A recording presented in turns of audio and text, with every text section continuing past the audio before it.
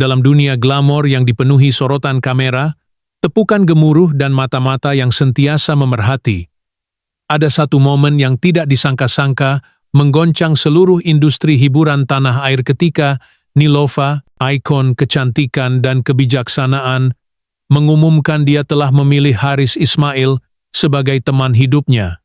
Ramai yang terkesima, bukan karena mereka meragui kebahagiaan itu, tetapi karena ramai tidak menyangka seorang figura sebesar Nilova, seorang wanita yang berada di kemuncak kejayaan, tersenarai dalam Forbes 30 Under 30 Asia, memiliki empayar bisnis yang digeruni, dan menjadi inspirasi ribuan wanita akan memilih lelaki yang begitu sederhana perwatakannya, tetapi memiliki sesuatu yang begitu dalam, sesuatu yang tidak dapat dilihat dengan mata kasar. Hari itu, langit Kuala Lumpur seakan turut berbisik. Suasana Masjid Putrajaya, dipenuhi doa dan linangan air mata. Tetapi itu hanya permulaan. Satu permulaan kepada kisah cinta yang tidak ditulis oleh penulis skrip, tetapi oleh takdir itu sendiri. Ramai bertanya, apa yang Nilova nampak dalam Haris?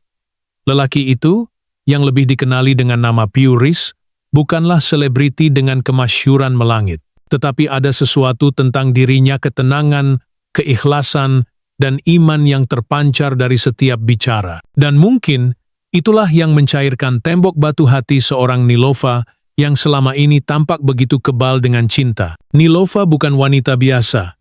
Dia bukan hanya seorang pelakon atau pengacara, tetapi seorang pemikir, seorang strategis. Dia tahu apa yang dia mahu dalam hidup dan lebih penting lagi, dia tahu siapa yang dia mahukan sebagai pelengkap separuh jiwanya. Maka, bila dia memilih Haris, itu bukan karena silauan populariti, bukan karena paksaan keluarga, tetapi karena dia melihat masa depan yang tidak dibina dengan glamor, tetapi dengan keimanan, ketenangan, dan tanggung jawab. Sejak mereka bergelar suami istri, kehidupan Nilova berubah dalam diam.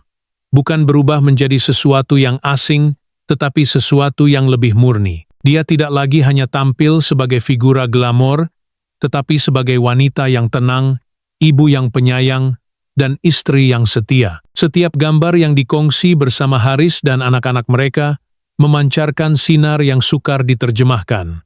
Bukan semua cinta boleh didefinisikan dengan kata-kata. Ada cinta yang hanya boleh dirasai dengan jiwa. Ada satu peristiwa yang begitu menonjol dalam fasa hidup mereka ketika Nilova mengambil keputusan untuk memperlahankan langkahnya dalam dunia hiburan.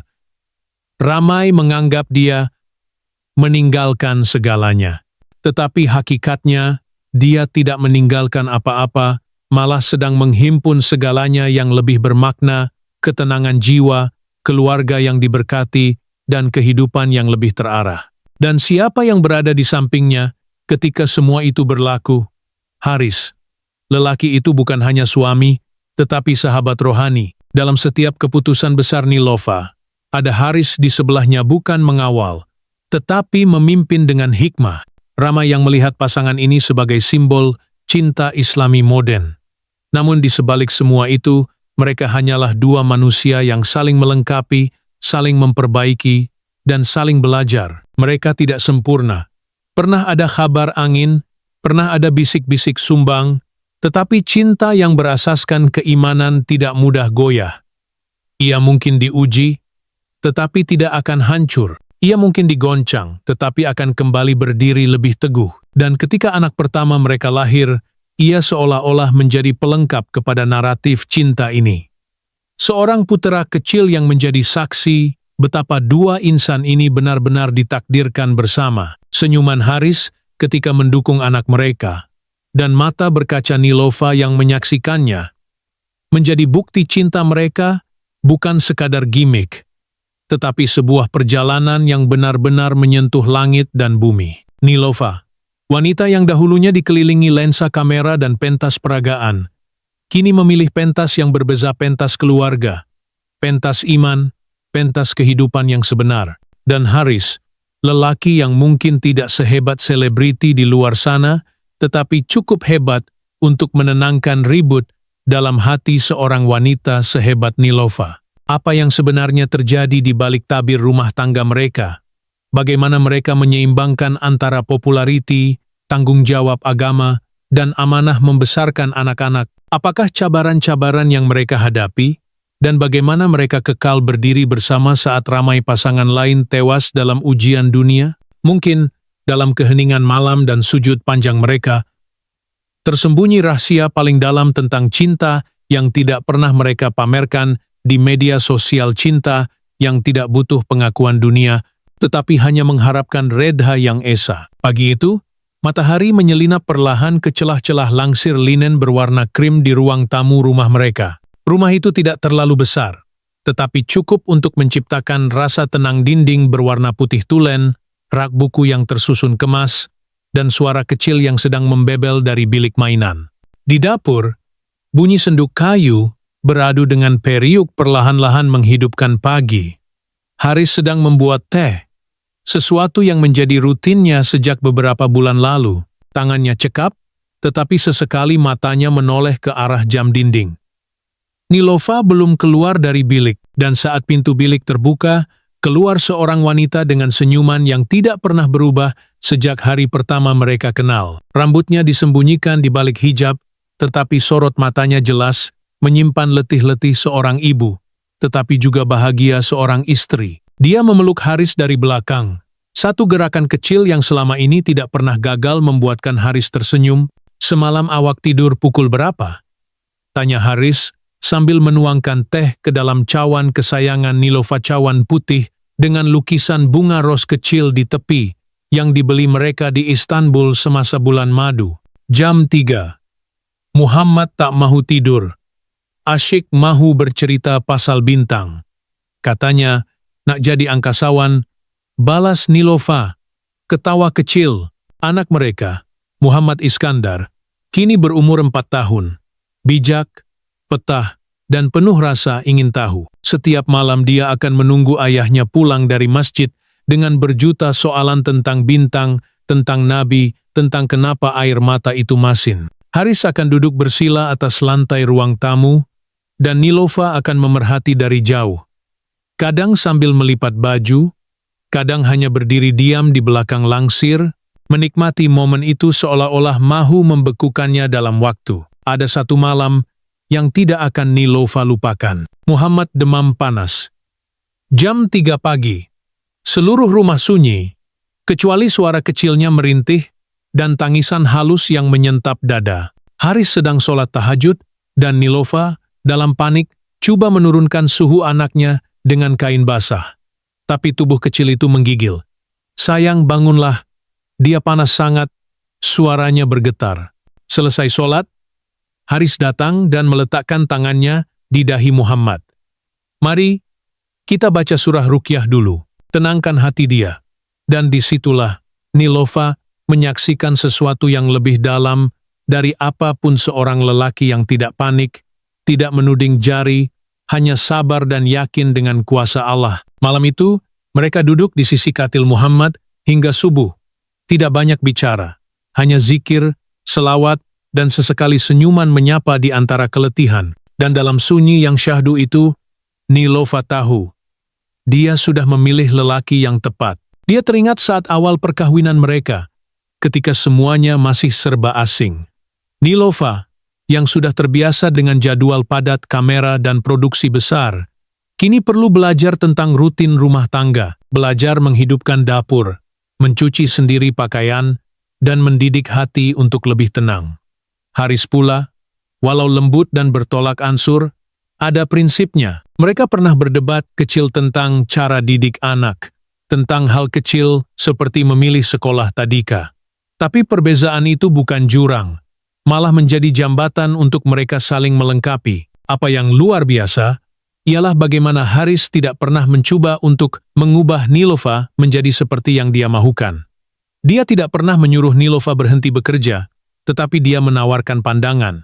Dan Nilova, dengan kematangan dan ketajaman pikirannya, tidak melawan dia mendengar, menilai, dan memilih sendiri.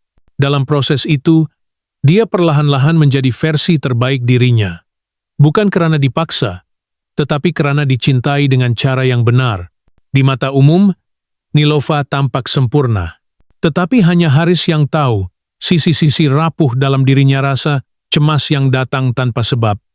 Malam-malam yang dia menangis diam-diam karena merasa tidak cukup baik sebagai ibu atau tekanan untuk sentiasa menjadi inspirasi.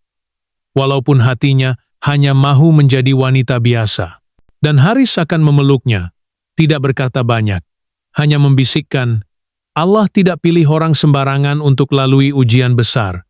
Awak kuat, Lova. Dalam ruang rumah kecil mereka, ada cermin bulat yang tergantung di dinding ruang makan. Disitulah mereka sering duduk, minum teh, dan berbincang tentang masa depan anak-anak, tentang perniagaan Nilova yang kini lebih berfokus pada nilai dan dakwah, dan tentang cita-cita Haris untuk membuka pusat pendidikan Islam. Kadangkala, perbincangan mereka diselang-selikan tawa Muhammad yang berlari membawa mainan. Kadang, hanya suara hujan menepuk atap. Setiap butir kehidupan mereka tidak sempurna. Tetapi itulah yang membuatnya indah. Ketidaksempurnaan itulah yang menjadikan mereka manusia. Dan manusia yang belajar untuk mencintai tidak hanya pada saat indah, tetapi terutama saat payah. Dan dalam setiap detik itu detik kecil seperti Haris melipat telekung Nilova selepas sholat berjemaah, atau Nilova menggosok baju Haris sambil menyanyi kecil terbina satu kehidupan yang tidak dapat dilihat dari luar, tetapi terasa hangat dalam hati sesiapa yang menyaksikannya. Apa yang membuat Nilova benar-benar bahagia bukanlah jumlah pengikut di Instagram atau tajuk utama media. Ia adalah saat dia duduk bersama Haris dan Muhammad, membaca kisah Nabi Yunus sambil Muhammad tertidur di pangkuannya, dan Haris menghulur selimut sambil berkata perlahan, inilah nikmat sebenar, namun dunia tidak pernah tidur. Sorotan masih mengejar.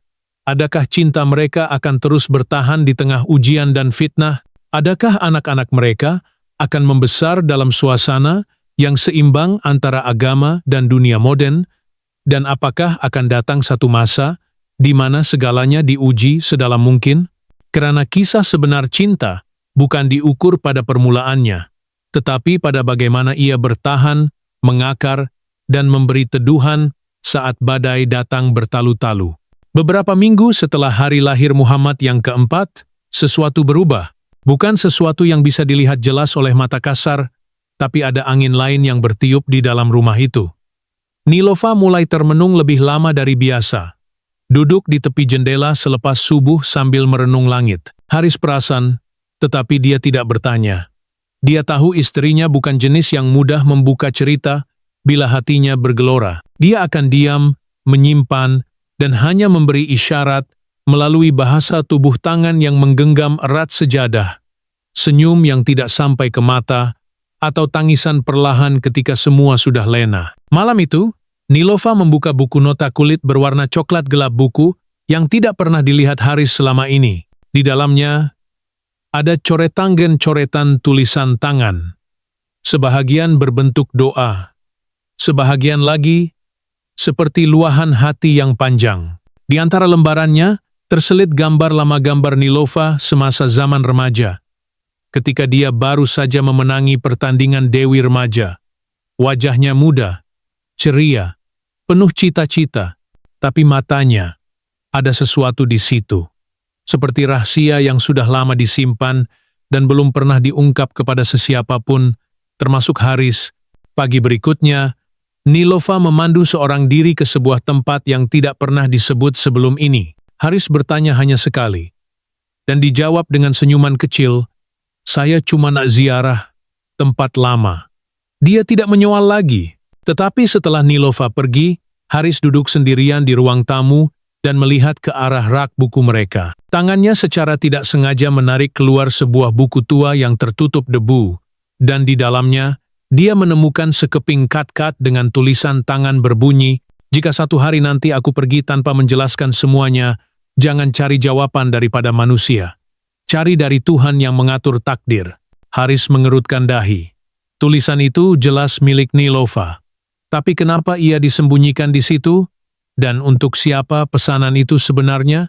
Sejak hari itu, Nilova mula bersikap lebih tenang. Tetapi, dalam ketenangan itu, ada sesuatu yang tidak boleh dijelaskan. Setiap malam, dia akan duduk di sisi katil Muhammad, membisikkan doa yang lebih panjang dari biasa. Kadangkala, dia akan memandang wajah anaknya seperti mahu menghafal setiap inci sebelum hilang. Haris merasakan ada sesuatu yang coba disampaikan atau disembunyikan. Satu malam, sewaktu Haris pulang dari masjid, dia melihat Nilova sedang menatap telepon bimbit lama. Bukan telepon pintar yang biasa dia guna, tetapi telepon model lama yang sudah tidak dijual di pasaran. Wajahnya pucat. Ketika menyadari Haris memerhati, Nilova cepat-cepat menyimpan telepon itu ke dalam laci dan menutupnya dengan selendang. "Awak oke?" tanya Haris perlahan. Nilova hanya mengangguk. Tapi malam itu, Haris tidur dengan perasaan yang tidak pernah dia rasai sebelum ini, bimbang, dan peliknya juga sedikit takut. Beberapa hari kemudian, Haris menerima surat yang dialamatkan atas nama Nilova, tetapi dikirim ke pejabatnya di masjid, bukan ke rumah. Surat tanpa pengirim. Hanya sekeping kertas bertulisan tangan, kebenaran akan kembali mengetuk. Dan kali ini, pintunya tidak boleh ditutup lagi. Haris tidak tahu siapa yang menulisnya, tapi gaya tulisan itu seperti pernah dia lihat. Mungkin dalam salah satu buku lama Nilova, atau mungkin dalam mimpi, dia pulang ke rumah dalam keadaan gelisah. Tapi rumah sunyi. Nilova tidak di ruang tamu, tidak di dapur, dan Muhammad sedang tidur lena. Laci yang menyimpan telepon lama itu terbuka. Telepon itu tiada. Ketika dia melangkah ke ruang sholat kecil mereka, dia mendapati sehelai nota kecil di atas sejadah. "Jangan risau. Saya tak hilang. Cuma perlu jumpa seseorang dari masa lalu.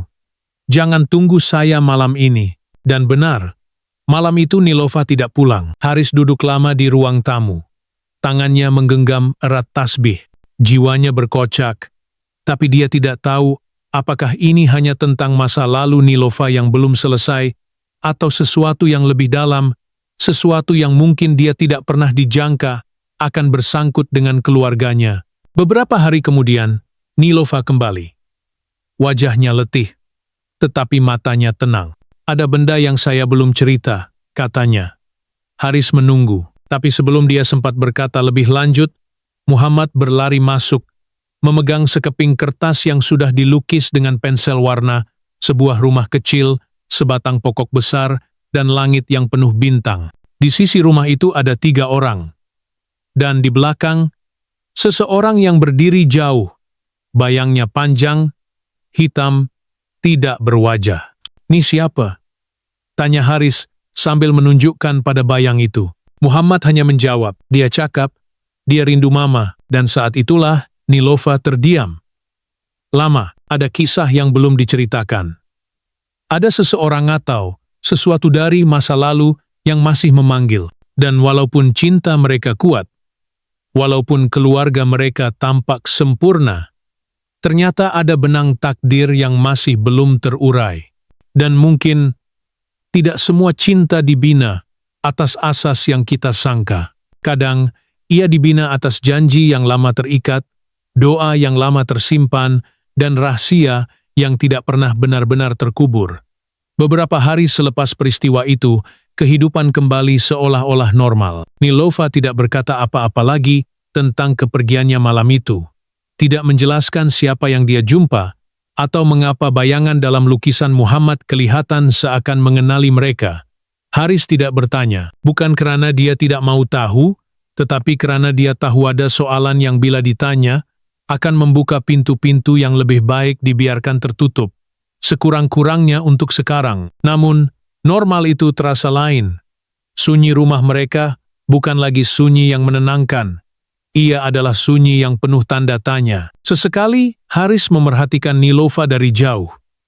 Melihat bagaimana dia memeluk Muhammad sedikit lebih erat, merenung langit malam, sedikit lebih lama, atau menulis sesuatu di dalam buku kulit coklat itu yang kini sentiasa berada di sisi katil. Dan kemudian datang satu malam yang dingin. Saat hujan turun senyap dan lampu-lampu kota berkilauan seperti bintang-bintang yang terlalu dekat. Nilova duduk di ruang sholat kecil mereka, ditemani lampu meja dan sebuah mushaf yang terbuka pada surah Al-Kahfi. Haris memerhatikan dari belakang pintu, ingin masuk tetapi tidak mahu mengganggu. Dia melihat wajah istrinya tidak sedih, tetapi berat, seperti sedang menimbang sesuatu yang belum diputuskan. Dalam remang cahaya itu, Nilova berbisik perlahan, tidak tahu Haris sedang mendengar. Kalau aku harus memilih sekali lagi, aku akan tetap memilih jalan ini. Tapi mungkin, aku tak akan diamkan semuanya terlalu lama. Pagi berikutnya, Haris bangun lebih awal. Dia menjumpai sepucuk surat kecil di sisi tilam. Bukan surat seperti sebelum ini, tiada bayang-bayang ancaman atau misteri. Hanya tulisan tangan yang kemas, "Abang, kalau suatu hari saya tiada, jangan cari saya dalam gambar, cari saya dalam Muhammad, dalam setiap ayat Al-Quran yang kita baca bersama, sebab saya akan tetap di situ." Surat itu tidak ditandatangani, tidak bertarikh, tetapi jelas ia milik Nilova. Namun pagi itu, Nilova berada di dapur seperti biasa. Senyuman masih ada, ketawa Muhammad masih bergema. Hari-hari berjalan seperti sedia kala. Tiada kehilangan, tiada pemergian. Cuma Haris kini menyimpan surat itu dalam dompetnya, setiap hari membacanya semula, tanpa tahu mengapa ia ditulis, atau bila ia ditulis sebenarnya. Beberapa minggu selepas itu, Muhammad jatuh sakit ringan. Tidak teruk, cuma demam biasa. Tetapi ia mengembalikan kenangan pada malam-malam lama doa yang panjang, pelukan di sisi katil, dan cerita bintang yang tak pernah habis. Dalam lemah, Muhammad bertanya, "Mama, kenapa mimpi itu datang balik?" Nilova membalas dengan suara hampir berbisik, "Sebab ada yang belum selesai, sayang." Haris mendengar dari luar pintu. Dia ingin masuk, ingin tahu maksud sebenar kata-kata itu, tetapi kakinya terpaku. Seperti ada sesuatu yang menahannya takut pada jawaban. Atau mungkin takut pada apa yang akan terjadi jika semua terungkap. Dan malam itu, dia bermimpi. Dalam mimpi itu, dia berdiri di sebuah padang luas yang tak berbatas. Di hadapannya, Nilova berjalan perlahan sambil menggenggam tangan Muhammad. Mereka tersenyum, tetapi tidak menoleh ke belakang. Di langit, ada bintang-bintang yang membentuk satu tulisan halus seolah-olah hayat, tetapi samar-samar. Haris coba membaca, tapi huruf-huruf itu bergerak, berubah bentuk, seolah-olah menantang untuk difahami. Ketika dia coba melangkah lebih dekat, tanah di bawahnya hilang. Bukan runtuh, tetapi larut seperti pasir yang ditelan waktu. Dia terbangun dengan peluh dingin, tetapi sekelilingnya senyap. Nilova ada di sebelahnya, lena dalam diam. Muhammad di bilik sebelah, nafasnya tenang. Semuanya normal, tapi mimpi itu datang lagi malam berikutnya. Dan malam selepas itu, di dalam satu mimpi, Nilova menoleh kepadanya. Matanya berkaca. Dia berkata, "Bukan semua rahasia untuk diselesaikan. Ada yang untuk dilindungi." Dan kemudian, dia hilang dalam cahaya. Haris kini tidak tahu apakah mimpi itu hanyalah mainan tidur atau sebuah petunjuk. Tapi dalam hatinya, sesuatu telah berubah. Dia mula membaca semula tulisan-tulisan Nilova dalam buku kulit coklat. Itu mencari makna, mencari petanda, dan dia mulai faham, perlahan-lahan, bahwa dalam hidup ini ada kisah yang tidak akan pernah lengkap. Bahwa cinta tidak selalu bermaksud tahu semua perkara. Kadangkala, cinta bermaksud menerima diam-diam, menyimpan, bukan karena takut, tetapi karena melindungi. Karena ada kebenaran yang lebih menyakitkan dari kebohongan. Dan di antara semua itu, Haris masih melihat senyuman istrinya setiap pagi. Masih meminum teh bersama. Masih mengajar Muhammad tentang doa, tentang Nabi Yunus, tentang langit yang penuh bintang. Tetapi di dalam dirinya, satu soalan tidak pernah berhenti berputar. Apakah saya benar-benar kenal siapa wanita di sebelah saya? Dan soalan itu mungkin tidak sepatutnya dijawab.